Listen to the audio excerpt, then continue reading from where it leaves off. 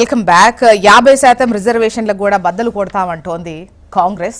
బీసీలకు 42% రిజర్వేషన్లు కల్పించి తీరాలి అంటోంది. దానికోసం ఏ విధంగా ముందుకెళ్తాము అనేది నిన్న ముఖ్యంగా ఢిల్లీలో సీఎం రేవంత్ రెడ్డి రాష్ట్రంలో నిర్వహించినటువంటి సామాజిక ఆర్థిక రాజకీయ కులగణన సర్వే వివరాలు స్థానిక సంస్థల ఎన్నికల్లో బీసీలకు 42% రిజర్వేషన్లు కల్పిస్తూ బిల్లు తీసుకురావడానికి దారితీసినటువంటి పరిస్థితులపై ప్రెజెంటేషన్ ఇచ్చినటువంటి విషయం తెలిసిందే.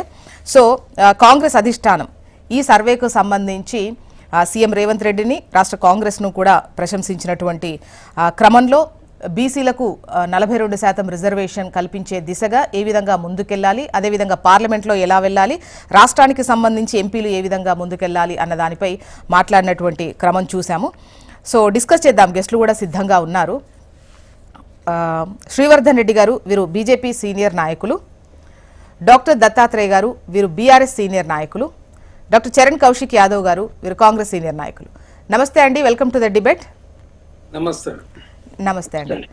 శ్రీవర్ధన్ గారు, నేను చూస్తున్నా ఇది ఎపిసోడ్లుగా నడుస్తూనే ఉంది. మేబీ రిజర్వేషన్ ఒక కొలిక్కొచ్చి నోటిఫికేషన్ వచ్చే వరకు నడుస్తూనే ఉంటుంది అని అనిపిస్తోంది.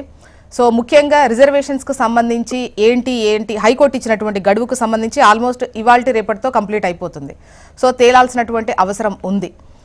సో ఇప్పుడు ఈ 50% రిజర్వేషన్ ఏదైతే సీలింగ్ ఉందో దీనికి సంబంధించి మా ప్రయత్నంతోనే ఇది బద్దలు కొట్టేటువంటి అవకాశం ఉంటుంది, ముందుకెళ్లేటువంటి అవకాశం ఉంటుందని కాంగ్రెస్ అంటోంది. మీరేం చెప్తారు శ్రీవర్ధన్ గారు? కాంగ్రెస్ పార్టీ ఏదైతే ఎన్నికల ముందు కామారెడ్డి డిక్లరేషన్ లో చెప్పిందో 42% ఇక బీసీలకు రిజర్వేషన్లు ఇస్తామని చెప్పి అధికారం వచ్చినటువంటి కాంగ్రెస్ పార్టీ దాన్ని నిలబెట్టుకోవాల్సినటువంటి బాధ్యత కాంగ్రెస్ పార్టీ. మరి బద్దలు కొడతారా, లేకపోతే ఢిల్లీ వీధుల్లో సర్కస్ చేస్తారా, అది రేవంత్ రెడ్డి గారిది, కాంగ్రెస్ పార్టీది దాని యొక్క బాధ్యత. ఎందుకంటే తెలంగాణలో ప్రజలకు వారు మహేష్ గౌడ్ గారు కూడా స్టేట్మెంట్ ఇచ్చారు. తెలంగాణలో ఏదైతే 42% బీసీ డిక్లరేషన్ ఇచ్చిన కారణంగానే మనకి ఈరోజు కాంగ్రెస్ గవర్నమెంట్ తెలంగాణలో వచ్చిందని చెప్పేసి చెప్పారు. సో దాన్ని అమలు చేయాల్సిన బాధ్యత కాంగ్రెస్ పార్టీది, రేవంత్ రెడ్డి గారికి. అయితే ఒకటి మాత్రం నిజం ఏంటంటే రేవంత్ రెడ్డి గారు మొత్తానికి ఎన్నికల ముందు ఒక స్టార్ క్యాంపెయినర్ గా తెలంగాణ ప్రజలకు ఈ హామీని నేనే ఇస్తున్నా, నేనే అమలు చేస్తున్నానే ఒక 6 గ్యారంటీలు 400 హామీలు ఏవైతే ఉన్నాయో క్రమంగా కాంగ్రెస్ పార్టీలో ఒక చర్చ జరుగుతూ ఉంది. గత సంవత్సరం నుంచి కూడా కాంగ్రెస్ పార్టీ రాహుల్ గాంధీ అపాయింట్మెంట్ ఇస్తలేరు, ఎవరు ఇస్తలేరు అనేది. దీని పేరుతో మాత్రం రేవంత్ రెడ్డి గారు ఈ రోజు సక్సెస్ అయ్యారు. ఇలా తానిచ్చిన ఆ రోజు అధికారం రావడం కోసం, ముఖ్యమంత్రి కావడం కోసం ఇచ్చిన ప్రతి హామీ తానిచ్చినట్టుగా ప్రజలకు ఒక కాన్ఫిడెన్స్ ఇచ్చారు. సో ఈ రోజు ఈ బాలుని కోర్టును తీసుకొని పోయి కాంగ్రెస్ పార్టీ అధిష్టానంలో ఢిల్లీలో పెట్టి మరి దాంట్లో విజయవంతం కావడంలో రేవంత్ రెడ్డి గారు నిన్నటి ఎపిసోడ్ తో సక్సెస్ అయిందనేది ఎలా జరుగుతున్నట్టు ఒక చర్చ. అయితే దీంట్లో ఒకటి గమనించండి మీరు, రాహుల్ గాంధీ ఏదైతే మాట్లాడారో, మీరు మొత్తం కులగణన నిన్న జరిగిన ప్రజెంటేషన్ తర్వాత వాళ్ళు మాట్లాడింది ఏంటంటే వాళ్ళకు నిజంగా బీసీల యొక్క అభివృద్ధి గురించి వాళ్ళకు ఇంట్రెస్ట్ లేదు. ఇన్ని సంవత్సరాలు అవుట్ ఆఫ్ ఈ 78 ఏళ్ళుల్లా ఎక్కువ సంవత్సరాలు కాంగ్రెస్ పార్టీ అధికారంలోకి ఉన్నది కదా. ఇన్ని సంవత్సరాల నుంచి వాళ్ళకు బీసీల యొక్క స్థితిగతుల గురించి తెలియదా? ఈ రోజు రేవంత్ రెడ్డి గారు ఇక్కడ మొన్న 56 ప్రశ్నలు పెట్టి ఈ యొక్క బీసీ గణన జరుగుతున్నప్పుడు, కులగణన జరుగుతున్నప్పుడే ఈ యొక్క ఆర్థిక స్థితిగతుల గురించి, ప్రజల యొక్క ఇబ్బందుల గురించి ఈ రోజు రాహుల్ గాంధీకి అర్థమైందా? మరి ఎందుకు నెహ్రూ నుంచి వీళ్ళందరూ కుటుంబ రాజకీయాలతో వస్తున్నారు కదా. అందుకొరకే మనం చెప్తున్నది ఏంటంటే కుటుంబ రాజకీయాలు వద్దు. ఎందుకంటే వాళ్ళ పుట్టుకమే ఇందిరాగాంధీ ఒక ప్రధాని కూతురుగా పుట్టింది, లేకపోతే రాజీవ్ గాంధీ అట్లనే, రాహుల్ గాంధీ అట్లనే. అసలు ప్రజల స్థితిగతులు ఎక్కడ వీళ్ళకి అర్థమవుతుంది?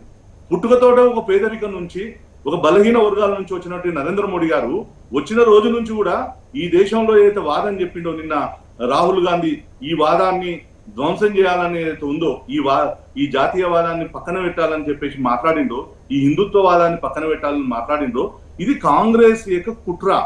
వాళ్ళు డే 1 నుంచి ఏదైతే జనసంఘ్ పార్టీ నుంచి కాంగ్రెస్, కమ్యూనిస్టులు ఈ దేశంలో ఒక పథకం ప్రకారం ఆ రోజు జనసంఘ్ మీద, ఈ రోజు బీజేపీ మీద ఫస్ట్ నుంచి కూడా ఒక వ్యతిరేక భావాన్ని ఎస్సీ, ఎస్టీ, అదే విధంగా మైనార్టీల్లో కల్పించారు.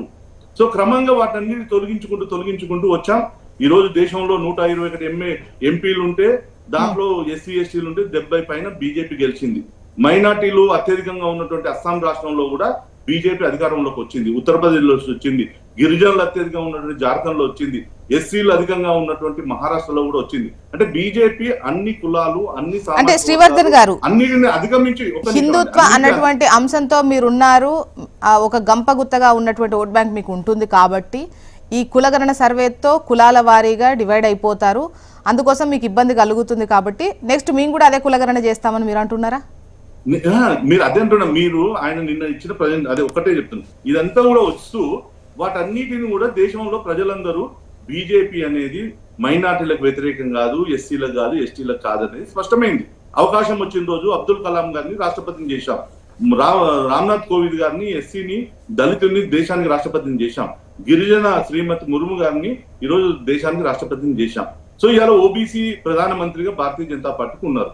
సో ఇవాళ నేనేమంటున్నా, వీళ్ళ ఆలోచన విధానం నిజంగా ఓబీసీలకు బీసీల యొక్క స్థితిగతులను వాళ్ళను బాగుపరచాలని చెప్పేసి ఒకవేళ వాళ్ళకు ఉంటే నిన్న రాహుల్ గాంధీ మాట్లాడాల్సిన అవసరం లేదు కదా.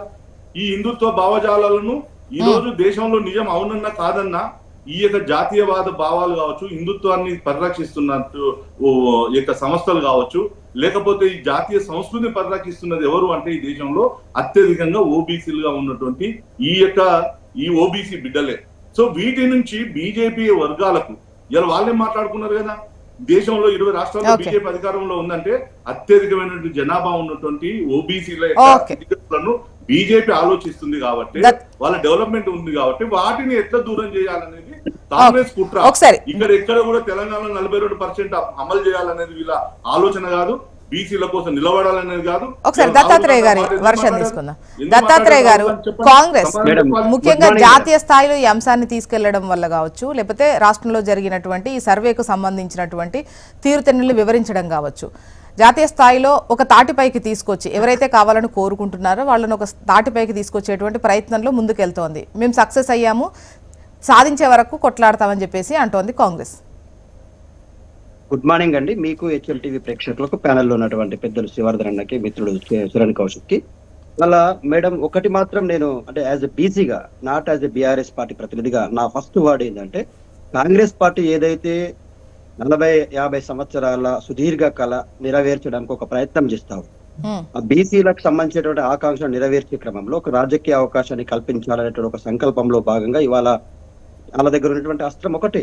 కేంద్రంలో బీజేపీ అధికారంలో ఉంది, రాష్ట్రంలో కాంగ్రెస్ అధికారంలో ఉంది. రాజ్యాంగబద్ధంగా అసెంబ్లీలో తీర్మానం చేసి బిల్లుని కేంద్రం వద్దకు పంపించినప్పుడు రాష్ట్ర బీజేపీ అధ్యక్షుడికి గాని, కేంద్రంలో ఉన్నటువంటి బీజేపీ నాయకులకు గాని, తెలంగాణ రాష్ట్రం నుంచి ప్రాతినిధ్యం వహించినటువంటి బీజేపీ ఎంపీలకు గాని, మంత్రులకు గాని ఎవరికి కూడా చీమగుట్టినట్టుగా లేకపోవడం చాలా బాధాకరం అండి. ఎందుకంటే ఎప్పుడు ఈ బీసీల రిజర్వేషన్ల అంశం తెరపైకి వచ్చినా, లేకపోతే ఎస్సీ ఎస్టీ వర్గాల రిజర్వేషన్ల అంశం తెరపైకి వచ్చినా కూడా బీజేపీ అనేటువంటిది దాని విముఖతను ఏ విధంగా వ్యక్తపరుస్తుంది అంటే, తన నుంచి తప్పించుకోవడం కోసం తను చేసే ప్రయత్నం ఉన్నా, చేసే అవకాశాలున్నా కూడా తప్పించుకునే ప్రయత్నం చేస్తూ ప్రతిపక్షాల మీదనో లేకపోతే ఆర్డినెన్స్లు కానీ బిల్లులు కానీ తీసుకొచ్చిన పార్టీల మీదనో ఎగవేసే ప్రయత్నం చేస్తుంది. చాలా కరాఖండిగా రేవంత్ రెడ్డి గారు as chief minister of Telangana state గా కేంద్ర ప్రభుత్వాన్ని ప్రశ్నిస్తున్నాడు, అడుగుతున్నాడు, మీరు బీసీల పక్షపాతులా కాదా? బీసీలకు మేము తీసుకొచ్చినటువంటి రిజర్వేషన్ లో 88,000 పేజీల డాటాతో కూడినటువంటి రాజ్యాంగబద్ధంగా ఒక డెడికేషన్ కమిషన్ తీసుకొచ్చినాం, దీనిపైన మీ వైఖరి ఏంటి అంటే చాలా స్పష్టంగా రాష్ట్ర అధ్యక్షుడు రామచంద్రరావు గారు ఇది అసాధ్యం, 50% స్లాబ్ మించకూడదు రిజర్వేషన్లకు అనేటువంటి ఒక సన్నాయి నొప్పులు నొక్కేటువంటి మాట మాట్లాడుతున్నాడు. 50% స్లాబ్ అనేటువంటిది 15 రాష్ట్రాల్లో బద్దలైందండి. 15 రాష్ట్రాల్లో ఈడబ్ల్యూఎస్ రిజర్వేషన్లు, గుజరాత్ లో ఈడబ్ల్యూఎస్ రిజర్వేషన్ల వల్ల 50% స్లాబ్ అనేటువంటిది దాటిపోయింది. మహారాష్ట్రలో బీజేపీని అధికారంలో ఉంది, అక్కడ దాటిపోయింది. మొత్తం మధ్యప్రదేశ్ లో దాటిపోయింది, వెస్ట్ బెంగాల్లో దాటింది. ఇట్లా కంపారిజన్ చేసుకుంటూ పోతే ఈవెన్ దో కర్ణాటక స్టేట్ లో కూడా 50% స్లాబ్ కు దాటింది. ఈడబ్ల్యూఎస్ రిజర్వేషన్ల అంశం అమలు చేసే క్రమంలో బీజేపీ మాత్రం మేము చేసినాం, మేము చూపించినామని అర్ధరాత్రులు బిల్లులు పాస్ చేసిండ్రు. వైనాట్ బీసీ విషయంలో మరి మీరు ఇంత దాటవేసే ధోరణి, రాజ్యాంగంలో ఉన్న చట్టంలో సెక్షన్లు అన్ని గుర్తుకొచ్చి మాట్లాడుతూ ఉన్నారు. నిజంగానే మీకు చిత్తశుద్ధిని ఉంటే బీసీల మీద, మీరు ఈ రాష్ట్రంలో అధికారంలోకి వస్తే బీసీకి ముఖ్యమంత్రిని ఇస్తామని అంటున్నారు. మరి బీసీని ముఖ్యమంత్రిని చేసేటువంటి పార్టీ బీసీల రిజర్వేషన్ల విషయంలో ఎందుకు తప్పించుకునే ప్రయత్నం చేస్తుంది? ఈడబ్ల్యూఎస్ రిజర్వేషన్ లో 10% అయితే ఎస్టీల రిజర్వేషన్ 17.5% కి చేరుతాయి, ఎస్టీల రిజర్వేషన్ 10% కి చేరుతాయి. బీసీల రిజర్వేషన్లు 42% వచ్చే అవకాశం ఉంది. ఈ వర్గాలకు నిజంగానే న్యాయం చేయాలనే చిత్తశుద్ధి రెండు పార్టీలకు ఉంటే ఇప్పుడు దత్తాత్రేయ గారు మరి మీరెందుకు మీ హయాంలో అంత ఫైట్ చేయలేదు? ఓకే, రూల్ వచ్చింది, అంతకు ముందు వరకు కూడా 33 ఉండే, మీరు 34కి పెంచినటువంటి క్రమంలో కుదరదు అని చెప్పినప్పుడు 24కి దించారు. సో అంతకుముందు కూడా దానికి సంబంధించి ఖచ్చితంగా ఇప్పటి నుండి అమలు చేసి తీరాలి, 50% సీలింగ్లోనే ఉంచాలి అని చెప్పినప్పుడు కిరణ్ కుమార్ రెడ్డి హయాంలో ఈసారికి ఇది కుదరదు, నెక్స్ట్ టైం నుండి చెయ్యము, అన్ని దేశం మొత్తం ఫాలో అవుతున్న పద్ధతే ఫాలో అవుతాం అన్నటువంటి క్రమంలో మీరు వచ్చిన తర్వాత దానిపైన ఏం కొట్లాడారు కేంద్రంతో? మరి మీరు ఇవ్వాలన్న ప్రశ్న అడిగారు. బీఆర్ఎస్ పార్టీ ప్రతినిధిగా బీఆర్ఎస్ పార్టీ బీసీల రిజర్వేషన్ల అంశంలో ఏం చేసింది? 18% లేకపోతే 22% తగ్గించింది, 23% తగ్గించింది అనేటువంటిది రెండు పార్టీలు, ఇటు బీజేపీ పార్టీ కానీ అటు కాంగ్రెస్ పార్టీ కానీ బీఆర్ఎస్ ని ప్రశ్నిస్తూనే వస్తున్నాయి. మీకు చాలా స్పష్టంగా తెలవాల్సిన విషయం ఏంటంటే, మీ ద్వారా తెలంగాణ సమాజానికి కూడా తెలవాల్సిన విషయం ఏంటంటే, 2016లో తెలంగాణ రాష్ట్రంలో ప్రతిపక్ష నేతగా ఉన్నటువంటి జానారెడ్డి గారు కాంగ్రెస్ రిప్రజెంటేటివ్ గా నాడు తొలి ప్రభుత్వంలో ప్రతిపక్ష నేతగా ఉన్నారు. ప్రతిపక్షంలో ఉన్నప్పుడు కేసీఆర్ గారు చాలా స్పష్టంగా పంచాయతీరాజ్ చట్టాన్ని మార్చుకుందామండి, మనము ఖచ్చితంగా ఎస్సీ ఎస్టీ బీసీ మైనార్టీ వర్గాలకు కూడా అవకాశాలు ఇవ్వాలని చెప్పేసి 61.19% ఆఫ్ రిజర్వేషన్లు బీసీలకు ఇవ్వాలని ఒక తీర్మానాన్ని ప్రవేశపెట్టి రాజ్యాంగబద్ధంగా అసెంబ్లీలో డిస్కషన్ చేసిండు. జీవో నంబర్ 312 విడుదల చేసిండు. విడుదల చేస్తే ఈ జీవోకు వ్యతిరేకంగా వెళ్ళినటువంటి వాళ్ళు స్వప్నారెడ్డి, వికారాబాద్ జిల్లాకు చెందినటువంటి ఒక సర్పంచ్, కాంగ్రెస్ పార్టీ ప్రతినిధిగా గోపాల్ రెడ్డి గారు, వీళ్ళిద్దరూ ఈ కేసుకు వ్యతిరేకంగా కేసేసి ఈ రిజర్వేషన్లు 50% స్లాబ్ కు వ్యతిరేకంగా ఉన్నాయి. Indira Sawhney versus Union of India case అనేటువంటిది 50% మించకూడదు అంటా ఉంది, దాన్ని మించుతుంది అని చెప్పి కేసు చేస్తే జానారెడ్డి గారు దానికి వర్కాసు పలికి వాళ్ళ రిజర్వేషన్లు అడ్డుకునే ప్రయత్నం చేసిండ్రు. సరే, అదే కాంగ్రెస్ పార్టీ వాళ్ళ రేవంత్ రెడ్డి నాయకత్వంలో ఇచ్చేటువంటి ప్రయత్నం చేస్తుంది. మేమేమంటున్నామంటే, పాలించే నాయకులు ఏ వర్గాలకు చెందిన వాళ్ళు అనేటువంటిది పక్కన పెడితే, ప్రతిఫలం పొందేటువంటి వర్గాల జనాభా ఎక్కువ ఉన్నప్పుడు, వాళ్ళ ప్రాతినిధ్యం ఎక్కువ ఉన్నప్పుడు, ఆ వర్గాలకు ఖచ్చితంగా రావాల్సినటువంటి హక్కులే కాబట్టి ఇచ్చే ప్రయత్నంలో అన్ని పార్టీలు ఎందుకు సమన్వయం పాటించట్లేదు అనేటువంటిది మా ప్రశ్న. మేము ఒక ప్రయత్నం చేసినాం 61.19కి, ఇవ్వకపోతే సుప్రీంకోర్టులో కూడా మేము కేసు వేసినాం జోస్రా గారు. సుప్రీంకోర్టులో కూడా కేసు నడిచినప్పుడు సుప్రీంకోర్టు కూడా యాజ్ ఇట్ ఈస్ గా 50% స్లాబ్ అనేటువంటిది ఉంది. ఆ ఇందిరా సహాని కూడా ఎవరండి? ఒక బ్రాహ్మణ జర్నలిస్ట్ ద్వారా వేయించిన కేసు అది. 1992లో మండల్ కమిషన్ కు వ్యతిరేకంగా వేయించిండు. 1900 ఏదైతే మనం మండల్ కమిషన్ రిపోర్ట్స్ వచ్చినాయి 1990లో విపి సింగ్ ప్రభుత్వంలో, ఇమీడియట్ గా ఒక బ్రాహ్మణ జర్నలిస్ట్ ని ప్రేరేపించి ఆమె ద్వారా కేసు వేయించిన ప్రయత్నాలు చేసిండ్రు. సో మేమేమంటున్నామంటే, ఇప్పటికైనా బీజేపీ పార్టీ తన కళ్ళు తెరిచి, కాంగ్రెస్ పార్టీ తన చిత్తశుద్ధిని నిరూపించుకుంటూ ఈ వర్గాలకు అవకాశాలు కల్పించే క్రమంలో బీఆర్ఎస్ పార్టీ కూడా ముందుకు వస్తుంది. ఖచ్చితంగా మేము ఆ బిల్లు విషయంలో అసెంబ్లీలో చర్చించిండ్రు మా ప్రతి నాయకులు, ఆ బిల్లుని ఆమోదం తెలిపినాము అన్ని పార్టీల లాగా మేము కూడా. కానీ ఇవాళ కేంద్ర ప్రభుత్వం ఎందుకు ముఖం చాటిస్తుందండి నాకు అర్థం కాదు. ఇవాళ కాంగ్రెస్ మళ్ళీ ప్రయత్నం చేసింది కాంగ్రెస్. మేమేమంటున్నామంటే, ఇక్కడ కాంగ్రెస్ పార్టీని వ్యతిరేకించాలా, బీఆర్ఎస్ గా మేము ఖచ్చితంగా వ్యతిరేకించాలనే ఉద్దేశంతో మాట్లాడాల్సిన అవసరం లేదు. ఇక్కడ కాంగ్రెస్ పార్టీ ఒక ప్రయత్నం చేస్తుంది బీసీలకు ఇవ్వాలనే అవకాశం. బీజేపీ పార్టీ ఏం చేస్తుంది? ఇవాళ కేంద్ర మంత్రి కిషన్ రెడ్డి గారు ఒక్క ప్రెస్ మీట్ అయినా పెట్టారండి? ఒక్క రోజైనా బండి సంజయ్ గారు మాట్లాడే ప్రయత్నం చేసిండ్రని? 8 మంది ఎంపీలు, 8 మంది ఎమ్మెల్యేలు, తగినంత 4-3 ఎమ్మెల్సీలు ఉన్నారు. ఏ ఒక్కరైనా ఇవాళ కాంగ్రెస్ పార్టీ చేస్తున్న బీసీలకు ఇచ్చేటువంటి అవకాశాన్ని కానీ ప్రాతినిధ్యాన్ని కానీ ప్రయత్నించే విషయంలో కానీ కేంద్ర మంత్రులు అందరూ కలిసి నరేంద్ర మోడీ దగ్గరికి ఒక గుంపుగా వెళ్లే ప్రయత్నం చేస్తున్నారండి. రాష్ట్ర అధ్యక్షుడే ఖరాఖండిగా చెప్పేస్తున్నాడు, సాధ్యం కాదు, అది అసాధ్యం, ఆర్డినెన్స్ కు విలువ లేదు, బిల్లుకు చట్టబద్ధత లేదని మాట్లాడుతా ఉన్నారు. ఇవాళ ముర్ము గారు వాళ్ళే కాదు కదా, మీరు కూడా అదే మాట్లాడుతున్నారు కదా, ఆర్డినెన్స్ అనేది వర్కౌట్ అయ్యే సిచ్యువేషన్ లేదు. అవునండి, ఇప్పుడు కేంద్ర ప్రభుత్వం బాధ్యత ఉంది. బిల్లుని యాక్సెప్ట్ చేసి బిల్లుని తీసుకురావడం తప్ప, రాష్ట్రపతి ఆమోదంతో బిల్లు తిరిగి రావడం తప్ప, ఆర్డినెన్స్ అనేటువంటిది కోర్టు కేసులకు పరిధిలో ఉంటుంది కృష్ణ గారు. ఇప్పుడు కోర్టుకి ఎవరైనా కేసుకి వెళ్ళారనుకోండి, ఖచ్చితంగా అది 50% స్లాబ్ అనో లేకపోతే రిజర్వేషన్ పర్సెంటేజ్ దాటుతుందనో ఏదో ఒక అంశం మీద కొట్టేసే ప్రయత్నం చేస్తారు. 1996లో తెలంగాణ రాష్ట్రంలో ఏం జరిగిందండి? ఎస్సీల వర్గీకరణ విషయంలో అనంతరామ కమిషన్ చెప్పింది ఏమన్నది? ఆ వర్గాలకు నిజంగా రిజర్వేషన్ ఇవ్వాలన్నది. ముందుగా చంద్రబాబు నాయుడు ప్రభుత్వం ఒక 1.5 year ఇంప్లిమెంట్ చేసింది. ఆ వర్గాలకు 50,000 ఉద్యోగాలు వచ్చినాయి. మేము అదే అడుగుతున్నాం, ఇవాళ మాకు 42% రిజర్వేషన్. ఒకసారి చరణ్ గారు సమాధానం తీసుకుందాం. చరణ్ గారు అంటే రిజర్వేషన్ 50% సీలింగ్ పోతే గనక హిందుత్వ రాజకీయాలు ధ్వంసం అవుతాయి. సో ఆల్మోస్ట్ హిందుత్వ రాజకీయాలు చేసేది బీజేపీయే, వాళ్ళకు సంబంధించి ఇబ్బంది కలగాలి అని అంటే ఇప్పుడు ఈ కులగణన, ఈ సర్వే ఈ విధంగా డివైడ్ అవ్వడం అనేదే కలిసి వస్తుంది కాంగ్రెస్కు అన్నటువంటి అంచనాతో ఉన్నట్టు రిఫ్లెక్ట్ అవుతోంది ఆ మాట. మేడం, ఇక్కడ అమిత్ షా గారు కూడా జార్ఖండ్ ఎలక్షన్ లో చాలా స్పష్టంగా 50% సీలింగ్ తీసేస్తామని చెప్పేసి వారు మాట ఇచ్చారు. అంటే జార్ఖండ్ లో భారతీయ జనతా పార్టీ గెలవలేదు కాబట్టి మరి ఆ హామీ నెరవేర్చే ప్రయత్నం భారతీయ జనతా పార్టీ చేసలేదా? దానికి సమాధానం చెప్పాలి కదా. మీరు జార్ఖండ్ ఎలక్షన్ లో ఎట్లా మాట ఇచ్చారు? మరి 50% సీలింగ్ ఎత్తేస్తాం, జార్ఖండ్ లో రిజర్వేషన్ పెంచుతామని చెప్పేసి అమిత్ షా గారు చాలా స్పష్టంగా మాట ఇచ్చారు.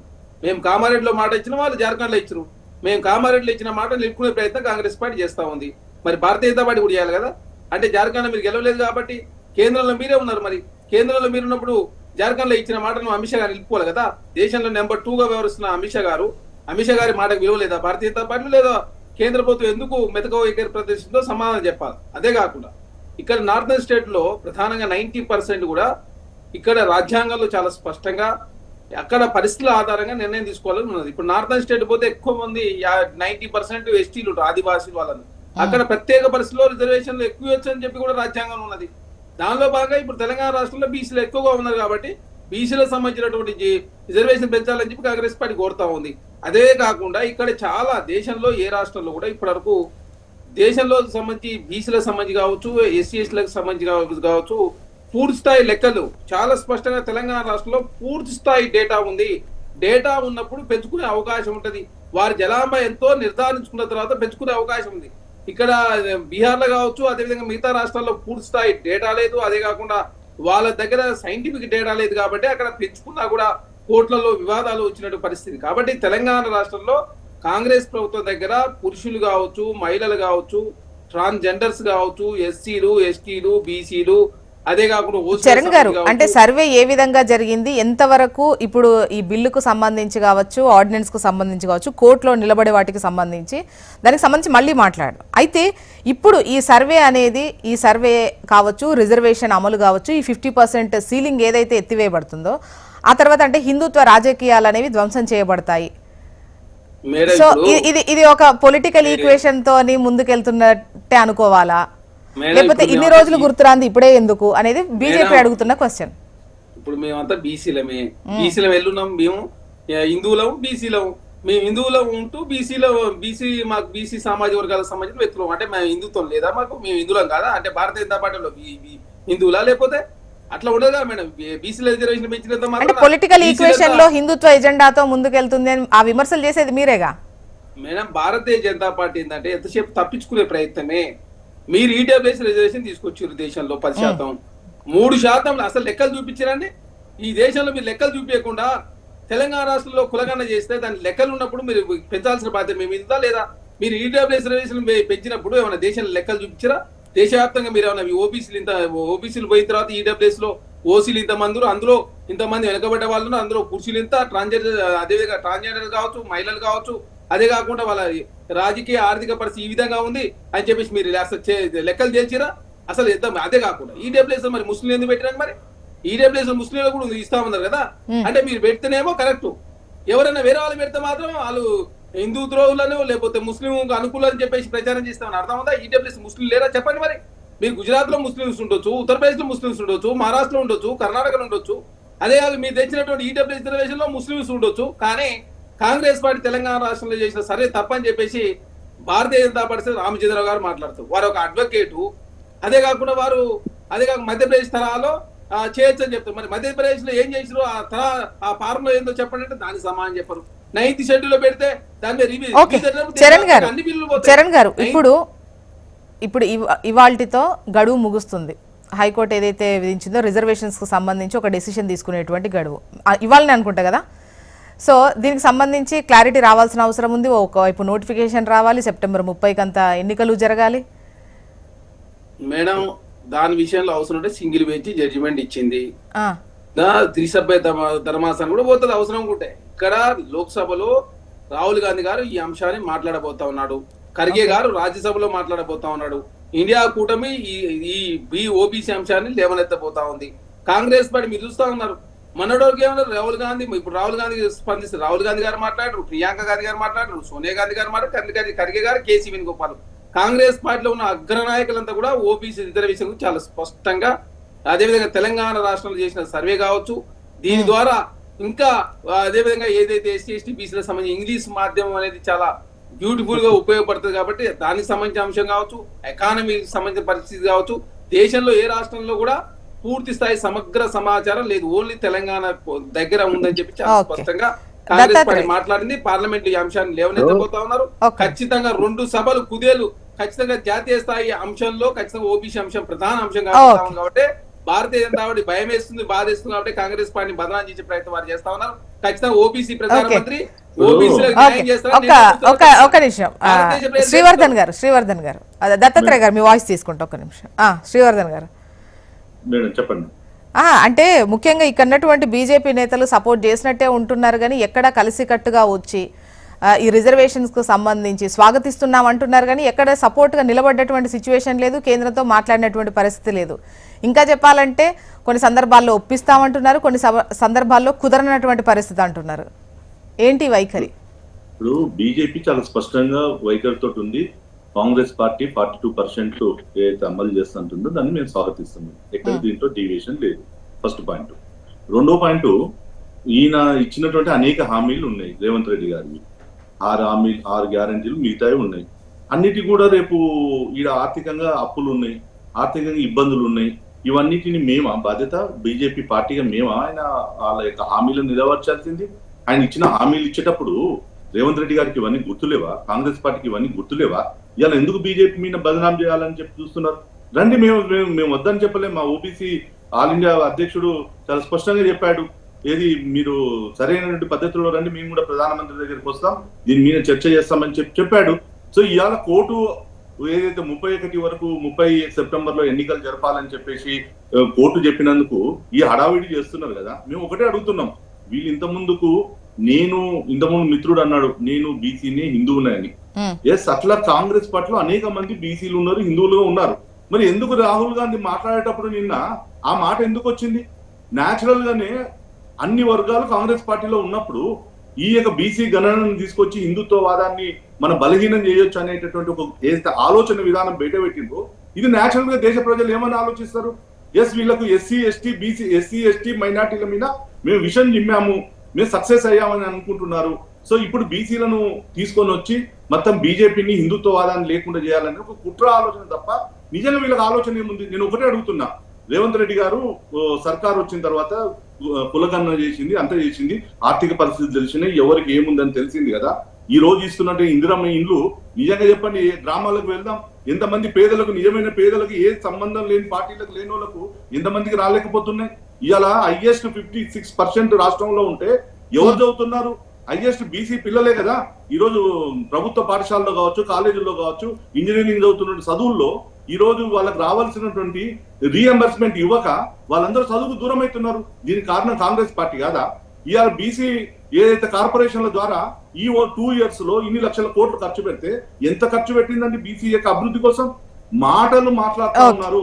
గతంలో కూడా కాంగ్రెస్ పార్టీ ఈ మొత్తం చరిత్రలో మనం ఏమంటుంటే దేశం అంతా వదిలేద్దాం, ఉమ్మడి ఆంధ్రప్రదేశ్ చరిత్రలో ఎందుకు ఒక బీసీని ముఖ్యమంత్రిని చేయలేకపోయింది? 2 సార్లు డి శ్రీనివాస్ గారు బీసీసీ ప్రెసిడెంట్ గా అధికారం చేసి ఇచ్చాడు కదా. సరే, రేవంత్ ఆయన చనిపోయిన తర్వాత అవకాశం ఉండే కదా, ఎవరిని రోషయ్యని తీసుకొచ్చి ముఖ్యమంత్రిని చేశారు, లేకపోతే కిరణ్ కుమార్ రెడ్డిని తీసుకొని వచ్చారు. ఆ రోజు డి శ్రీనివాస్ గారు ఉన్నారు కదా, మరి ఆయన పెట్టొచ్చు కదా. ఆ రోజు ఎందుకు పెట్టలేకపోయింది? అంటే వాళ్ళ అధికారంలో ఉన్నప్పుడు అన్ని మర్చిపోతారు. ఇవాళ ప్రతిపక్షంలో ఉన్నప్పుడు అధికారంలోకి రావడం కోసం అమలు గాని హామీలు ఉన్నాయని చెప్పేసి తప్ప వాళ్ళకి చిత్తశుద్ధి లేనట్టు. ఒకసారి దత్తాత్రేయ గారు ఇప్పుడు మేడం, తెలంగాణ రాష్ట్రంలో బీసీలలో చైతన్యం పెరిగింది. అవునన్నా కాదన్నా బీసీలు ఖచ్చితంగా మా రాజకీయ హక్కురాబై మాకు ఇవ్వాల్సిందే అని చెప్పి బడాయించుకుంటున్నారు. ఏ పార్టీలో ఉన్న బీసీ అనేటువంటిది సంబంధం లేదు. బీసీల అంశానికి వచ్చే సమయానికి ఖచ్చితంగా మాకు ఇవ్వాలి. ఇంకెన్ని సంవత్సరాలు మీ ఆధిపత్యం? సర్పంచ్ పదవి మీకే, ఎంపీటీసీ పదవి మీకే, జెడ్పీటీసీ పదవి మీకే, ఎమ్మెల్యే పదవులు మీకే, మంత్రులు మీరే. మరి మేము ఎప్పుడు కావాలి రాబాయ్ అని చెప్పేసి బీసీలు అందరూ కూడా కుండగబద్దలు కొట్టి అడుగుతా ఉన్నారు. ఇవాళ ఎస్టీలతో కలిసి ప్రయాణం చేసే ప్రయత్నం చేస్తా ఉన్నారు. ఒకటి, నిజంగానే బీజేపీ పార్టీకి తెలంగాణ రాష్ట్రంలో ఉన్న బీసీల మీద చిత్తశుద్ధినే ఉంటే ఎప్పుడో వచ్చేటువంటి ముఖ్యమంత్రి పదవి మాత్రం బీసీలకు ఇస్తారట. ఇప్పుడు అందుబాటులో ఉన్నటువంటి పార్టీ అధ్యక్ష పదవి మాత్రం బీసీలకు. రెండోది, బీజేపీ ఎల్పీ నేతగా నేను అసలు డిస్టర్బ్ చేయలేదు. బీజేపీ ఎల్పీ నేతగా ఒక మహేశ్వర్ రెడ్డిని నియమిస్తారు కానీ ఒక బీసీకి అవకాశం ఇచ్చే ప్రయత్నం చేయరు. ఇంకోటి, హిందుత్వ ఎజెండా అంటా ఉన్నారు. హిందుత్వ ఎజెండా అంటే బీసీలకు వచ్చేటువంటి ప్రభుత్వ రంగ ఉద్యోగాలన్నిటిని తొలగించి ప్రైవేట్ పరం చేయడం బీసీ హిందుత్వ ఎజెండా నాన్న? బీసీలకు వచ్చేటువంటి ఎస్సీ ఎస్టీ బీసీ మైనార్టీ వర్గాలకు వచ్చే రిజర్వేషన్లు ఎత్తేసి హిందుత్వ ఎజెండాని ఇంప్లిమెంట్ చేస్తారా? బీసీ ఎస్సీ ఎస్టీ మైనార్టీ వర్గాలు ఇంగ్లీష్ మాధ్యమంలో నేర్చుకుంటే ఇంగ్లీష్ ఎత్తేసి హిందుత్వ ఎజెండాను అమలు పరుస్తారా? దేశంలో ఒక భాగం మాట్లాడేటువంటి హిందీని జాతీయ భాషగా పెట్టేసి దత్తాత్రేయ గారు టాపిక్ డైవర్ట్ అయినట్టు అనిపించట్లా మీకు? సంబంధం లేని ఇప్పుడు విషయాలు హిందీ మేడం బీసీలకు కేటాయించినటువంటి బడ్జెట్ లో కేవలం 2,300 కోట్లు మాత్రమే బీసీలకు కేటాయించింది. ఈ బీజేపీ పార్టీకి ఏం రైట్ ఉందని అడుగుతా ఉన్నాం మేము ఇవాళ. తెలంగాణ రాష్ట్రంలో బీసీలని గురించి మాట్లాడే దత్తాత్రేయ గారు, మీరు వాళ్ళ పార్టీ గురించి అడిగితే మీ పార్టీలో ఎంత మందికి బీసీలకు ఏ పదవులు వచ్చాయని వాళ్ళు క్వశ్చన్ చేస్తారు కదా. మేడం చరణ్ గారు మాట్లాడే ముందు ఒకటే అంశం నేను ఒకటే చెప్తా. ఈయన ఇంతకుముందు బీఆర్ఎస్ నుంచి ప్రతినిధి కదా. సరే, బీజేపీ జాతీయ పార్టీగా, కాంగ్రెస్ జాతీయ పార్టీగా అనేక అవకాశాలు అందరికి ఇస్తుంది. ఏం చేస్తున్నారు కేసీఆర్? ఇవాళ ఎవరిని పెట్టింది వర్కింగ్ ప్రెసిడెంట్? ఏం మాట్లాడుతున్నారు? ఇప్పుడు మాట్లాడింది దత్తాత్రేయ కవిత మాటలు మాట్లాడుతున్నాడా, లేకపోతే టీఆర్ఎస్ పార్టీ స్టాండ్ మాట్లాడుతున్నారా? ఇవాళ టీఆర్ఎస్ స్టాండ్ ఏం మాట్లాడింది? ఇవాళ వచ్చి ధర్నా ఏం చేసింది? మీరు మొత్తం తెలంగాణ సమాజం చూస్తలేదా?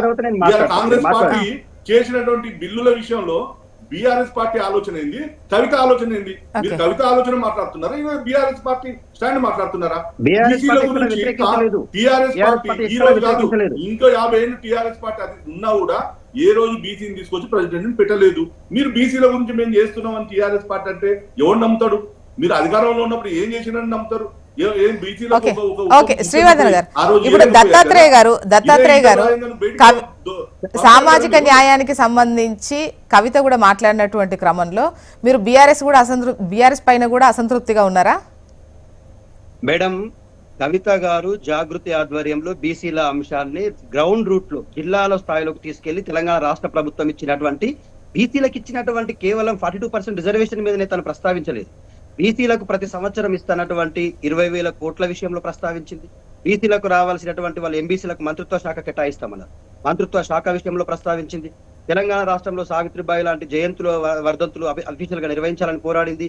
దాంతో పాటుగా ఈ బీసీ ఎస్సీ ఎస్టీ మైనార్టీ వర్గాలకు సంబంధించినటువంటి కార్పొరేషన్స్ విషయంలో కానీ 42% రిజర్వేషన్ తో పాటు మీరు కాంట్రాక్టుల్లో తెలంగాణ రాష్ట్ర ప్రభుత్వం కాంగ్రెస్ పార్టీ అధికారంలోకి వస్తే బీసీలకు కాంట్రాక్టుల్లో కూడా 47% రిజర్వేషన్ ఇస్తామని చెప్పారు. ఆ అంశాన్ని ప్రస్తావించింది. బీఆర్ఎస్ పార్టీ బీసీల విషయంలో పార్టీగా పోరాటం చేస్తుంటే కవిత గారు జాగృతిగా పోరాటం చేస్తుంది. ఎవరు ప్రశ్నిస్తున్నారు అనేటువంటిది, ఏ అంశాల వర్గాల గురించి, ఏ వర్గాల గురించి మాట్లాడుతున్నది ఇంపార్టెంట్, కానీ ఎవరు ప్రశ్నిస్తున్నారు, కవిత గారు ఎందుకు ప్రశ్నిస్తున్నారు, పార్టీ ఎందుకు ప్రశ్నిస్తలేదు అనేటువంటిది అది నాన్ సెన్స్ క్వశ్చన్. అది నేను ఎందుకు అంటున్నా అంటే, ఇప్పుడు దత్తాత్రేయ గారు మీ వర్షన్ ఏంటి? గతంలో బీఆర్ఎస్ ఈ రిజర్వేషన్ కల్పించేటువంటి అంశంలో కావచ్చు, ఖచ్చితంగా తగ్గించి తీరాలి అంటే తగ్గించడం కావచ్చు, ఆ తర్వాత ఏం చేసింది అన్న క్వశ్చన్ మీరు ఫేస్ చేస్తున్నారు. అండ్ ఇప్పుడు కాంగ్రెస్ చేస్తున్నటువంటి అటెంప్ట్స్ కావచ్చు, దీనిపైన ఏంటి క్లియర్ గా మీ వర్షన్ ఏంటి? తెలంగాణ రాష్ట్రంలో జోష్నా గారు, మీరు ఏ మున్సిపల్ కార్పొరేషన్ కైనా వెళ్ళండి, 50% ఏబో మహిళలు వల్ల కార్పొరేషన్స్ కు కౌన్సిలర్స్ గా కానీ కార్పొరేటర్ గా కానీ ఎన్నికయ్యారంటే కేసీఆర్ గారు తీసుకొచ్చినటువంటి పంచాయతీరాజ్ చట్టం, పట్టణాభివృద్ధి శాఖ చట్టాల వల్లనే. తెలంగాణ రాష్ట్రంలో ఉన్నటువంటి నామినేటెడ్ పోస్టులో కావచ్చు, సర్పంచ్ల పోస్టులో కావచ్చు, ఇప్పుడున్నటువంటి జెడ్పీటీసీ ఎంపీటీసీ పోస్టులో కావచ్చు 50% కంటే ఎక్కువ ఎస్సీ ఎస్టీ బీసీ మైనార్టీ వర్గాల మహిళలతో పాటు అగ్రవర్ణ పేద మహిళలు, రాజకీయంగా ఇంట్రెస్ట్ ఉన్నటువంటి వాళ్ళందరికీ అవకాశాలు కల్పించినాము. ఎక్కడ అవకాశం దొరుకుతుందో 58 మంది యంగ్ అండ్ డైనమిక్ బీసీ నాయకులని మేము కార్పొరేషన్ లో చైర్మన్ గా చేసుకున్నాము. 8 మందిని ఎమ్మెల్సీలుగా చేసుకున్నాము. తొలి బీసీ తెలంగాణ రాష్ట్ర స్పీకర్ గా ఒక బీసీకి ఇచ్చుకున్నాము. కౌన్సిల్ చైర్మన్ గా ఒక. ఇప్పుడు వాళ్ళు ఏవైతే ఇచ్చారో వాళ్ళు ఏ కరువు పెడతారండి, అవి కాదు ముఖ్యంగా పర్టికులర్ గా ఈ రిజర్వేషన్ వీటికి సంబంధించే చెప్పండి. ఉన్నాము జోస్నా గారు, మేము అధికారంలో ఉన్నాము, మేము చేసినాము. కాంగ్రెస్ పార్టీ అధికారంలోకి వచ్చింది, చేస్తామని చెప్పి వచ్చింది. మేము బీసీలకు ఫలాన్ని ఇస్తామని చెప్పి ఆశ చూపి మేము అధికారంలోకి రాలేదు. మేము జెన్యూన్ గానే బీసీలకు మేము చేయాల్సినటువంటి చరణ్ గారు, గతంలో ఈ రిజర్వేషన్ కు సంబంధించి కేంద్రం గైడ్ లైన్స్ బట్టే ఖచ్చితంగా, సుప్రీంకోర్టు గైడ్ లైన్స్ వీటన్నింటిని బట్టే ఖచ్చితంగా వాళ్ళు 50% సీలింగ్ లోనే ఉండాల్సినటువంటి సిచ్యువేషన్ ఉండే. సో ఈడబ్ల్యూసీ లెక్కలు ఇవన్నీ పక్కన పెడితే మీరు ఇచ్చినటువంటి హామీకి సంబంధించి బీజేపీ చేస్తే అయిపోతుంది, బీజేపీ ఇస్తే అయిపోతుంది, మా సర్వే వరకు చేసి ఇచ్చాము అన్నటువంటిది ఎంతవరకు కరెక్ట్ అని అడుగుతున్నారు మేడం. ఇప్పుడు మేము ఒక బీసీలకు సంబంధించి ఒకటే హామీ 417 హామీలు ఇస్తే దాదాపు ఇప్పుడు 180 హామీలు పైగా నెరవేర్చింది కాంగ్రెస్ ప్రభుత్వం. బీఆర్ఎస్ పార్టీ మైనార్టీలు 12% ఇస్తామని చెప్పి అధికారులకు వచ్చారు. మరి ఎందుకేదో మైనార్టీలకు, ఎస్టీలో 12% ఇస్తామని 10% మందికి ఇచ్చారు. మరి ఇవన్నీ ఎట్లా మాట్లాడతారంటే బీఆర్ఎస్ పార్టీ ఇక మొత్తం వాళ్ళే సమాజానికి బీసీలకు సంబంధించి 34% ఉన్న రిజర్వేషన్ 23% కుదించింది మీరే కదా. సర్పంచ్ ఎలక్షన్ లో 18% కుదించింది మీరే కదా, మేము కాదు కదా. బీసీని మోసం చేసి అవమానించింది బీఆర్ఎస్ పార్టీ వాళ్ళు, ఇక కాంగ్రెస్ పార్టీ దాని ఒక్క ద్వారంతో అధికారంలోకి వచ్చిందని చెప్పి మాట్లాడతామని అర్థం ఉందా? మేము 417 హామీలు ఇస్తాం, అందులో మాకు చిత్తశుద్ధి కాబట్టి బీసీల అంశాన్ని జాతీయ స్థాయి అంశంగా ఈనాడు కాంగ్రెస్ పార్టీ పోరాటం చేస్తా ఉంది. మాకుంది కమిట్మెంట్, చిత్తశుద్ధి. అదే కాకుండా భారతీయ జనతా పార్టీ మీరు మొన్నటి వరకు జనగణలో కులగానే చేయని చెప్పారు. కాంగ్రెస్ పార్టీ ఒత్తిడి మేరకు రేవంత్ రెడ్డి గారు కావచ్చు, కాంగ్రెస్ పార్టీ తెలంగాణ బీసీ సంఘాలతో ఢిల్లీలో ధర్నా చేసిన తర్వాత ఒప్పుకున్న పరిస్థితి. కాబట్టి జనగణలో కులగానే చేస్తానని చెప్పారు. ఓబీసీ ప్రధానమంత్రి చెప్తా ఉన్నారు, 90 మంది ఓబీసీలు ఎంపీలు ఉన్నాయని చెప్తా ఉన్నారు, 26 మంది కేంద్ర మంత్రులు చెప్తా ఉన్నారు కదా. ఓబీసీ ప్రధానమంత్రి ఎందుకు ఓబీసీలకు చట్టసభ రిజర్వేషన్ తేవడం లేదు? ఎందుకు ఓబీసీలకు మంత్రి శాఖ ఏర్పాటు చేయడం లేదు? ఎందుకు ఓబీసీలకు సప్లాన్ పెడతలేదు? 50 లక్షల కోట్ల బడ్జెట్ లో 3% మాత్రం ఎందుకు నిధులు ఇస్తామని కాంగ్రెస్ పార్టీ అడుగుతా ఉంది. అదే కాకుండా అమిత్ షా గారు జార్ఖండ్ లో మాట ఇచ్చినా మాట నిలుపుకోని చెప్తా ఉన్నాం. ఆర్ఎస్ఎస్ కేరళలో చెప్పింది చాలా స్పష్ట 50% సీటింగ్ ఎత్తేసినానికి అనుకూలం అని. కాబట్టి ఆర్ఎస్ఎస్ అమిత్ షా గారు అదే ఓబీసీ ప్రధానమంత్రి మాట నిలుపుకోండి అని చెప్పి కాంగ్రెస్ పార్టీ అడుగుతా ఉంది. మీరు మాత్రం అది 2014లో మహిళా బిల్లు తెస్తా అని చెప్పి మరి ఎప్పుడు తెచ్చింది? మీరు మొన్న తెచ్చింది అంటే 2014 ఎందుకు చేయలేదు మరి? అంటే ఏ సమయంలో ఏం చేయాలని చెప్పేసి దేనికైనా ఒక వ్యూహం ఉంటది, ఎత్తుగాటు ఉంటది కావచ్చు. ఆ పరిస్థితులు అనుకూలంగా ఉన్నాయి, ఇప్పుడు అనుకూలంగా ఉండదు అని చెప్పి మీరు భావించి ఉండొచ్చు. కాబట్టి భారతీయ జనతా పార్టీ అర్జెంట్ గా చాలా బిల్లులు తీసుకొచ్చారు. కాబట్టి దేశంలో భారతీయ జనతా పార్టీ ఇప్పుడు గత్యంతరం లేని పరిస్థితి. ఖచ్చితంగా ఓబీసీ అంశమే ప్రధాన అంశం కాబోతా ఉంది. కాబట్టి ఖచ్చితంగా ఓబీసీ ప్రధానమంత్రి బీసీలకు న్యాయం చేస్తారా? లేదు ఉపరాష్ట్రపతి ఓబీసీగా ఉంటే ఆయన మీద అభిశంసన తీర్మానం పెట్టే ప్రయత్నం భారతీయ జనతా పార్టీ పెట్టింది. తన అంటే ఓబీసీ మీద అభిశంసన పెట్టే ప్రయత్నం చేస్తే తనే రాజీనామా చేసి ఈ పదవికి నాకు వద్దని చెప్పేసి వెళ్ళిపోయిన పరిస్థితి మనం చూసినాం. కాబట్టి భారతీయ జనతా ఒక ఉపరాష్ట్రపతి లాంటి వ్యక్తులనే ఉపరాష్ట్రపతి ఓబీసీగా ఉంటేనే ఓరలేని పరిస్థితిలో భారతీయ జనతా పార్టీ ఉంటే ఇక భారతీయ జనతా పార్టీ దేశంలో ప్రజలు ఉద్ధరిస్తారా? వాళ్ళ ఓబీసీల పేరు మీద మాత్రం ఓట్లు కావాలా? ఓబీసీలో మాత్రం చట్టసభ రిజర్వేషన్ వద్దు. రిజర్వేషన్ ఇస్తే హిందుత్వవాదం దెబ్బతి. హిందుత్వవాదం ఎట్లా దెబ్బతింటది? అంటే భారతీయ జనతా పార్టీ ఉన్న వాళ్ళు హిందువులు. చరణ్ గారు నిన్న రాహుల్ గారు అన్నమాట, రిజర్వేషన్లపై 50% సీలింగ్ అనేది ఎత్తివేయడం ద్వారా హిందుత్వ రాజకీయాలు ధ్వంసం అవుతాయి. మేడం ఇక్కడ ధ్వంసం అవుడంటే మీరు ఇప్పుడు ఏమైంది, మతం కన్నా కులం పవర్ఫుల్ కాబట్టి. ఎందుకంటే మీరు చూస్తా ఉన్నారు ఇప్పుడు క్యాథలిక్స్ రెడ్డిసో లేకపోతే చౌదరీస్ క్రిస్టియన్ మతానికి పోతారు. క్రిస్టియన్ మతానికి పోయినా కూడా ఎస్సీ ఎస్టీలకు సంబంధించి క్రిస్టియన్ మతం తీసుకున్న వాళ్ళ పిల్లలు వాళ్ళు చేసుకోరు, వారి క్యాస్ట్ కు సంబంధించిన వాళ్ళు చేసుకుంటారు. కాబట్టి భారతదేశంలో మతం కన్నా కులం పవర్ఫుల్ కాబట్టి. చరణ్ గారు ఈవెన్ బీజేపీ అడిగే క్వశ్చన్ కూడా అదే, కులం పవర్ఫుల్ అనే, ఇప్పుడు అధికారం లేదు కాబట్టి కులం ఎత్తుకున్నారా అని అంటున్నారు వాళ్ళు. లేదు మేడం, మేము ఎత్తుకోలేదు. సామాజికంగా బీసీలకు అన్యాయం జరిగింది కాబట్టి బీసీలకు న్యాయం చేయాలి. ఒక్కొక్కసారి ఒక్కొక్క వ్యూహంతో ఒక్కొక్కరు పోతుంటారు కదా. 370D ఆర్టికల్ మరి మీరేం తీసుకొచ్చారు అంటే రకరకాలుగా దేశంలో రకరకాల ఉమ్మడి పౌరసత్వం తీసుకొచ్చారు, త్రిపుల్ తలాక్ తీసుకొచ్చారు. అంటే రకరకాలుగా ఇష్యూస్ ఒక్కొక్క ఇష్యూ ఒక్కొక్కసారి వస్తుంటది. ఇప్పుడు దేశంలో అన్ని ఇష్యూలు అయిపోయినాయిగా. ఓన్లీ ఓబీసీ అంశం ప్రధానంగా భారతీయ జనతా పార్టీ వేధించే దానిలో కాంగ్రెస్ పార్టీ ముందుండి పోరాటం చేస్తుంది. ఖచ్చితంగా ఓబీసీల సంబంధించి చట్టసభలో రిజర్వేషన్ తెచ్చే వరకు ఖచ్చితంగా కాంగ్రెస్ పార్టీ పోరాటం చేస్తుంది. కాబట్టి ప్రతిపక్షంలో కాంగ్రెస్ పార్టీ ఉంది, అధికార పక్షంలో భారతీయ జనతా పార్టీ ఉంది. ఓబీసీలు 90 మంది 100 మంది, కాంగ్రెస్ పార్టీ 100 మంది మద్దతు ఇచ్చి 90 మంది వాళ్ళు ఇస్తే బిల్లే పాస్ అయిపోతుంది కదా. 543లో బిల్లు పాస్ అయ్యే అవకాశం ఉన్నప్పుడు ఎందుకు మీరు బిల్లు పాస్ చేస్తలేరు? ఆ ఓబీసీ అంశాన్ని మొత్తం టోటల్ గా పరిష్కరిస్తే ఓబీసీ సమాజం. చరణ్ గారు ఇప్పుడు కేంద్రం ఒక లెక్క చేయకుండా వాళ్ళకంటూ ఒక అంటే ఇప్పుడు మీరు ఇచ్చారు హామీ, వాళ్ళని మీకు మెజారిటీ ఉందిగా మీరు పాస్ చేయండి అంటే పాస్ చేస్తారా వాళ్ళు? మేడం మేము ఇచ్చింది కాదు, మేము ఒకటే ఇస్తే మరి అమిత్ షా గారు ఏమి ఇచ్చిండు? జార్ఖండ్ పోయి మీరు ఇచ్చారు కదా, మరి మేం చెప్పి అమిత్ షా గారు ఇచ్చారు కదా, మరి ఆ మాట పోవాలని అడుగుతున్నాం మేము. మీ కేరళలో ఆర్ఎస్ చెప్తుంది, అమిత్ షా గారు జార్ఖండ్ లో చెప్తారు. అంటే జార్ఖండ్ లో అమిత్ షా గారు ఇచ్చిన మాట మీరు నిలుపుకోరా? అంటే మీరు జార్ఖండ్ లో రాలేదు కాబట్టి మీరు నిలుపుకునే ప్రయత్నం మీరు భారతీయ జనతా పార్టీ కాబట్టి మేడం జార్ఖండ్ లో అమిత్ షా గారి మాట నిలుపుకోవాల్సిన అవసరం మీ మీద ఉంది. మేము కామారెడ్డిలో మాట నిలుపుకున్నాం. మేము మా కాడ 80 కోట్ల పైచీలకు డేటా ఉంది.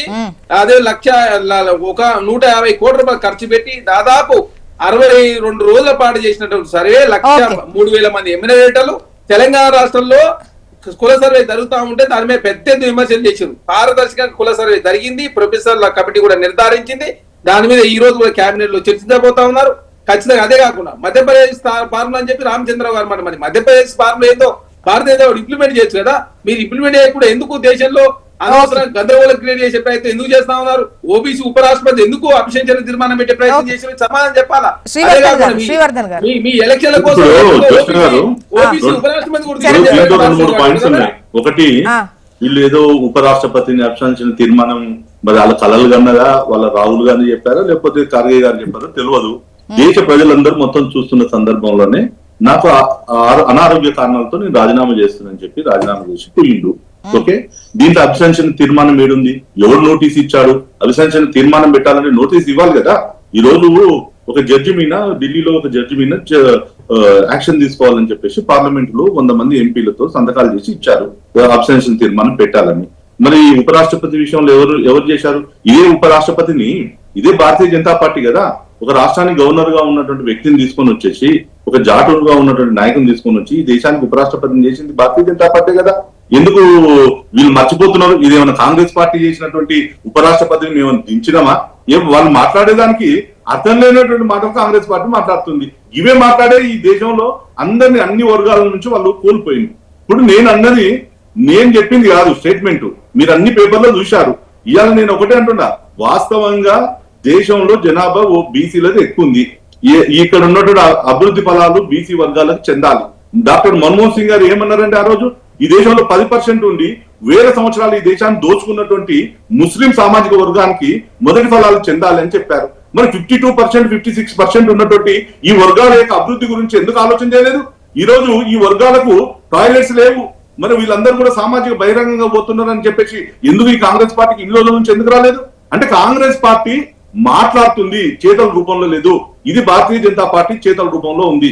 నేను ఒకటి ఫస్ట్ పాయింట్. రెండో పాయింట్, రామచంద్రరావు గారి గురించి వీళ్ళు మాట్లాడింటూ, ఎస్ మీరు ఇప్పుడు కూడా పదే రామచంద్రరావు గారు కానీ భారతీయ జనతా పార్టీ ఏదైతే కాంగ్రెస్ పార్టీ ఏదైతే 42% రిజర్వేషన్స్ ఇస్తామని చెప్పేసి ప్రజలకు చెప్పి అధికారంలోకి వచ్చిందో దాన్ని నిలుపుకోమని చెప్పి మేము చెప్తా ఉన్నాం. రామచంద్రరావు గారు ప్రెస్ మీట్ మాట్లాడినప్పుడు, ఇప్పుడు డిబేట్ లో కూడా మీరు కూడా ఏమంటారు, ఇది చర్చకు వచ్చినప్పుడు ఇది నిలబడుతుందా నిలబడదా అని చెప్పేసి ఒపీనియన్ అడుగుతా ఉంటారు. ఇదే చరణ్ కౌశిక్ అడుగుతారు, దత్తాత్రేయని అడుగుతారు. ఈ అభిప్రాయం విశ్లేషణను తీసుకొని వచ్చేసి ఆయన ఒక సీనియర్ అడ్వకేట్, ఆయన ఉన్నటువంటి లాలో ఉన్నటువంటి విషయాలను చెప్పాడు. ఏం జరిగింది ఇంతకుముందు చెప్పిన ఇందిరా సుహాని కేసులో కావచ్చు, లేకపోతే 9వ షెడ్యూల్లో చేర్చినటువంటి తమిళనాడు యొక్క విషయాల మీద ఆయన ఉన్నటువంటి లా పొజిషన్ గురించి ఆయన డిస్కషన్ చేశాడు. అంతేగాని ఆయన బీజేపీ రాష్ట్ర అధ్యక్షుడు వీళ్ళకు చిత్తశుద్ధి లేదు బీసీల మీద అని చెప్పి మాట్లాడడం ఇది కరెక్ట్ కాదు. ఆయన ఒక అడ్వకేట్, ఆయన ఒక సీనియర్ అడ్వకేట్ కాబట్టి మీలాంటి జర్నలిస్టులు అడిగారు, దాన్ని ఎక్స్ప్లెయిన్ చేశాడు. భారతీయ జనతా పార్టీ మేము ఇప్పుడు కూడా చెప్తున్నాం 42% శ్రీవర్ధన్ గారు ఎక్స్ప్లెయిన్ చేయడం ఒకటి, అంటే ఉన్న సిచ్యువేషన్ ఒకటి, పాలిటిక్స్ కోసం ఒకటి మాట్లాడతారా? ఎప్పుడు రెండు ఒకేలా ఉంటాయా? ఇప్పుడు ఈ విషయంలో నేనేమంటున్నంటే భారతీయ జనతా పార్టీ దేశంలో ఉన్నటువంటి ప్రజలకు అనుగుణంగా పరిపాలన కొనసాగిస్తున్న నాయకుడు నరేంద్ర మోడీ గారు. ఈ రోజు దేశంలో ఆర్థిక పరిస్థితులు, ప్రపంచ ఆర్థిక పరిస్థితులు మారినటువంటి క్రమంలో, జీవన విధానాలు మారిన క్రమంలో ఈబీసీ యొక్క రిజర్వేషన్ తీసుకొచ్చి ఆర్థికంగా వెనుకబడిన వర్గాలకు నిలబడాలని ఆలోచనతో వచ్చారు. అందుకోసం దేశంలో ఏ వర్గాలు వ్యతిరేకించలేదు. ఎస్సీ ఎస్టీలు కావచ్చు, బీసీలు కావచ్చు, దేశం అంతా కూడా స్వాగతించారు. ఎందుకంటే మారుతున్నటువంటి సామాజికమైనటువంటి అంశాలలో, ప్రపంచీకరణలో ఆర్థికంగా అంతమంది వెనుకబడిపోతున్నారు అనేది అంశం. ఈ రోజు భారతీయ జనతా పార్టీ ప్రభుత్వమే, మేము ముందే చాలా స్పష్టంగా చెప్పాం, ఏదైతే కులగణన జనగణన జరిగే ముందు మనకి 2021లో జరగాల్సినటువంటి అప్పుడు కరోనా కారణంగా ఇబ్బందులు వచ్చాయి కాబట్టి నెక్స్ట్ దాంట్లో మేము జనగణనతో పాటు కులగణన కూడా చేస్తుందని భారతీయ జనతా పార్టీ చాలా స్పష్టంగా చెప్పింది. ఆ రిపోర్ట్ వచ్చిన తర్వాత తప్పకుండా కూడా ఈ దేశంలో ప్రజల యొక్క ఆలోచన ఏది ఉందో దానికి అనుగుణంగానే భారతీయ జనతా పార్టీ రిజర్వేషన్లు అమలు చేస్తుంది. భారతీయ జనతా పార్టీ ప్రతిసారి వీళ్ళు రిజర్వేషన్లకు వ్యతిరేకం అని చెప్పేసి మీకు గుర్తుందా? మహారాష్ట్ర ఎన్నికల ముందు రాహుల్ గాంధీ హైదరాబాద్ మహారాష్ట్ర ఎన్నికల ముందు హైదరాబాద్ వచ్చిపోయాడు. ఎవరు? రాహుల్ గాంధీ. మేము కులగణన చూపిస్తున్నామని చెప్పేసి మహారాష్ట్రలో చెప్పాలని చెప్పి చూపిగా పోయిండు. ప్రజలందరూ కూడా ఈడ్చుకొట్టిండు, హర్యానాలో ఈడ్చుకొట్టిండు.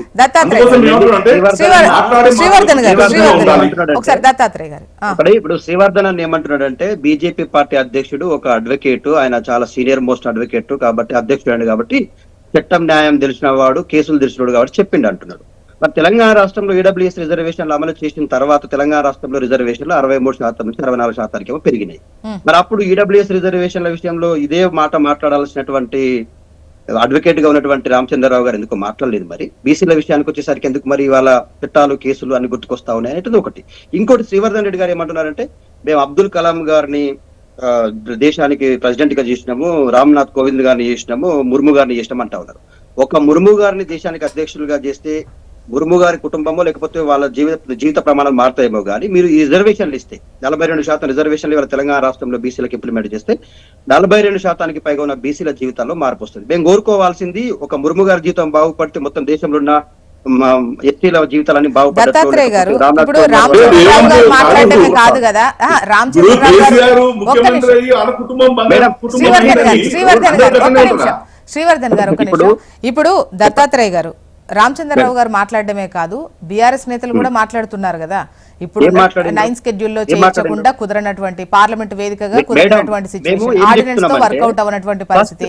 గతంలో మీరు జీవో ఇచ్చారు. మేము ఒకటి చెప్తా ఉన్నా వినండి ప్లీజ్ కైండ్లీ, ఎందుకంటే ఇది ఇద్దరికి కూడా తెలవాల్సిన అవసరం ఉంది, ప్రేక్షకులు కూడా తెలవాలి. ఎందుకంటే ఈ కాంగ్రెస్ పార్టీ మొట్టమొదటిసారిగా డాటా లేకుండా 37% రిజర్వేషన్లు కేంద్రానికి పంపింది బీసీలకు ఇస్తామని చెప్పేసి. తర్వాత రాష్ట్రంలో ఉన్నటువంటి బీసీ సంఘాలు కావచ్చు, ప్రతిపక్షాలు కావచ్చు, నాయన అట్లా పంపిస్తే చెల్లదు, నువ్వు ఒక డెడికేషన్ కమిషన్ వేసిన తర్వాత డెడికేషన్ కమిషన్ ద్వారా వచ్చిన డాటానే అథెంటికేషన్ డాటా, దానికి యాక్సెప్టెన్స్ ఉంటుంది అంటే మళ్ళీ డెడికేషన్ కమిషన్ వేసిండ్రు, ఆ తర్వాత వచ్చినటువంటి డాటాను తీసుకుపోయి 42% పంపిండ్రు. ఇప్పుడు 2 బిల్లులను పంపిండ్రు. మొదటి బిల్లును సరే బీజేపీ నానుస్తూనే ఉంది, అది కాలేదు, సంతోషమే, మాకు కూడా అవసరం లేదు 37%. మరి వై నాట్ 42% యాక్సెప్టింగ్ బీజేపీ? మరి బీజేపీ కూడా ఈ 42% బిల్లు విషయంలో డిస్కషన్ అయినప్పుడు ఓటేసింది కదా, మేము ఆమోదం తెలుపుతున్నాం 42% మీరు ఇవ్వండి అని. ఇక్కడ రాష్ట్రంలో ఉన్నటువంటి ఎమ్మెల్యేలు ఎమ్మెల్సీలు ఓటేసి పంపిస్తారు, మరి కేంద్రంలో ఉన్నటువంటి బీజేపీ ఎందుకు దాన్ని ఆమోదించి కిందికి పంపదు? ఇక్కడ అర్థమవుతుంది కదా బీజేపీ ధోరణి ఏందో. బీజేపీ ఖచ్చితంగా ఇక్కడ బోన్ లో నిలబడబోతున్న ముద్దాయి తెలంగాణ రాష్ట్రంలో. ఇవాళ ఆ బిల్లుని తిరిగి పంపిస్తే మేమేదో సర్పంచులు ఎంపీటీసులు జడ్పీటీసులు అవుతాం. మాకు అవకాశం ఇవ్వాల్సినటువంటి బాధ్యత కాంగ్రెస్ పైన ఉండే, కాంగ్రెస్ చేసింది, పంపింది. ఇప్పుడు కాంగ్రెస్ అనడానికి ఏముంది మేడం చెప్పండి, మీరు 42% ఇస్తామన్నారు, వాళ్ళు పంపించారు బిల్లుని. దత్తాత్రేయ గారు ఇప్పుడు 2026 లో జనగణన కులగణన జరగబోతోంది, 2027 లో పూర్తి దేశం మొత్తం జరగబోతుంది. ఇప్పుడే చేయొచ్చు కదా కులగణన జనగణన అనేది మీరు అనొచ్చు. ఈ డీలిమిటేషన్ కావచ్చు, ఈ లెక్కలన్నిటితోని ఏదైతే క్యాప్ ఒకటి ఉందో 2026 వరకు టైం ఉంది. సో అప్పుడు జనగణన ఇలాగూ చెయ్యాలి కాబట్టి దాంతో పాటు కులగణన చేస్తామని వాళ్ళు అంటున్నారు. వాళ్ళ లెక్క ప్రకారం వాళ్ళు ఇస్తారు కానీ నేను ఒకటే విషయం చెప్తున్నా, బీజేపీ పార్టీ ఎప్పుడో ఇస్తామనేటువంటి దాన్ని మోచేతికి తేనె రాసి నోటితో నాకమన్నట్టుగా ఉన్నది. నేనేమంటున్నా, వాళ్ళు తప్పకుండా ఇవ్వకుండా తప్పని పరిస్థితులు ఏర్పడుతున్నాయి తెలంగాణలోనే కాదు దేశవ్యాప్తంగా. బీజేపీ అది గ్రహించింది. బీసీలని రాజకీయంగా, బీసీలను సెంట్రిక రాజకీయం చేయకపోతే ఎక్కడ కూడా బీజేపీ మనగడ ఉండదు. కాబట్టి బీసీల జనాభా లెక్క తేలాల్సిందే. ఒక్కొక్క రాష్ట్రంలో ఒక్కొక్క రకంగా ఉన్నాం. ఇవాళ తెలంగాణ రాష్ట్రంలో రజకులు బీసీలో ఉంటే 17. దత్తాత్రేయ గారు బీఆర్ఎస్ నేతలు అంటున్నారు ఈ ఆర్డినెన్స్ అని, బిల్లు పంపడం అని, కుదరని పనిని కూడా కాంగ్రెస్ ఏదో చేస్తున్నామని ప్రజలకు చూపిస్తోందని బీఆర్ఎస్ నేతలే అంటున్నారు. ఇక్కడ వీళ్ళు మంచి పని చేశారు, పంపించారు, వాళ్ళ పని వాళ్ళు చేశారు, ఇక్కడ గుడ్ అని మీరు అంటున్నారు. అసలు బీఆర్ఎస్ నేతల వర్షం మాకు అర్థమైతలేదు మేడం. ఒకటి ఏంటంటే ఈడబ్ల్యూఎస్, నేనేమంటున్నా, ఈడబ్ల్యూఎస్ రిజర్వేషన్ల విషయంలో అమలు కాని న్యాయపరమైన చిక్కులు, ఇబ్బందులు లేని చిక్కులు అన్ని బీసీల విషయంలో ఎందుకు గుర్తుకొస్తున్నాయి అనేటువంటిది మా అంశం ఒకటి. మేము ఈవెన్ తో బీఆర్ఎస్ పార్టీ కూడా ఈ ఆర్డినెన్స్ విషయంలో మాట్లాడింది ఏమందంటే, ఒక బిల్లు రాష్ట్రపతి దగ్గర పెండింగ్ లో ఉన్నప్పుడు ఆర్డినెన్స్ జారీ చేస్తే ఆ బిల్లు ఒకవేళ తిరిగి వస్తే ఆర్డినెన్స్ అందుకు చెల్లుబాటు కాదు. మేమేమంటాం, ఏదో ఒకటి ఇవ్వాలి. ఇప్పుడు మనకు కోర్టు ఏం చెప్పింది, హైకోర్టు, అయ్యా నువ్వు సెప్టెంబర్ లోపల ఒక డెడ్ లైన్ పెట్టింది. మన డెడ్ లైన్ పూర్తి చేయాలంటే కాంగ్రెస్ పార్టీ ఒక ప్రయత్నం చేసింది. క్యాబినెట్ మీటింగ్ లో సుదర్శన్ రెడ్డి అనేటువంటి అడ్వకేట్ జనరల్ కూర్చోబెట్టి న్యాయపరమైన చిక్కులు లేకుండా ఉండాలని ఒక ప్రయత్నం చేస్తుంది. నేను ఇక్కడ కాంగ్రెస్ పార్టీ ఏదో బాగు చేస్తుందని అనట్లేదు, ఒక ప్రయత్నం చేస్తుంది. ఆ ప్రయత్నాన్ని బీజేపీ ఎందుకు అప్రిషియేట్ చేస్తలేదు? బీజేపీ దగ్గర ఉన్నటువంటి బిల్లును ఎందుకు తిరిగి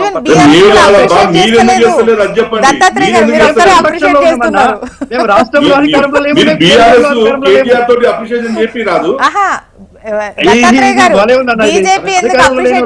బీఆర్ఎస్ కూడా అప్రిషియేట్ చేయట్లేదండి, ఏమి మీరు అప్రిషియేట్ చేస్తున్నారు.